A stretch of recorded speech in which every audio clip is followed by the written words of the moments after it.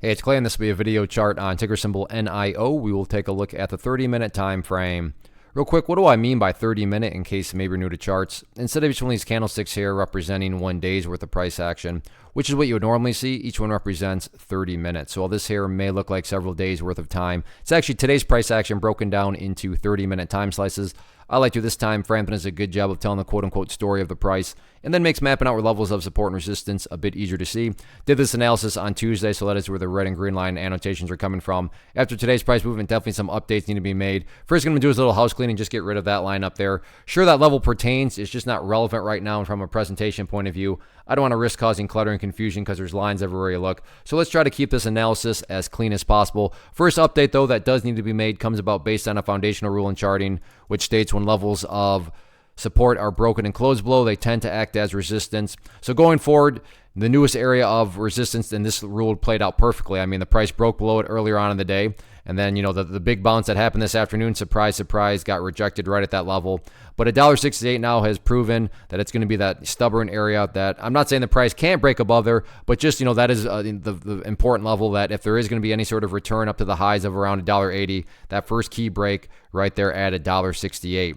Now, what about levels of support going forward? Well, one of the newest areas of support that has come back into play here is going to be this area right here at the gap close location of $1.55. Got, I guess, kind of somewhat close to it. Maybe I'm exaggerating there. But point being, $1.55, very, very important level. I'm not saying this is what's going to occur, but if the price were to go down to $1.55 and then just continue on down, what would you have at that point from a literal perspective? Well, quite literally speaking, you would have the price right back inside of this range of the chart where it was when it was flirting with these lows.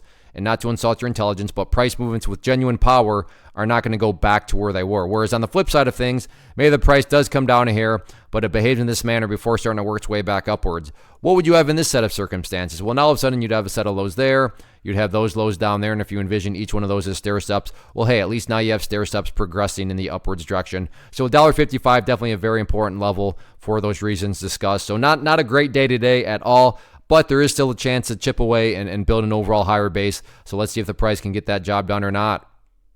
One of the biggest questions I get is, hey Clay, how do you find the stocks that you trade? So what I've done is put together a free resource guide where I talk about the tools that I use to locate stocks that I find interesting and think may have potential. So if that sounds like something that could add value to you as a trader, then click on the image that is up on the screen right now and I will email you the guide. The guide itself is very short and to the point, and best part, it's completely free. Thanks for watching the video. Let me know if you have any questions.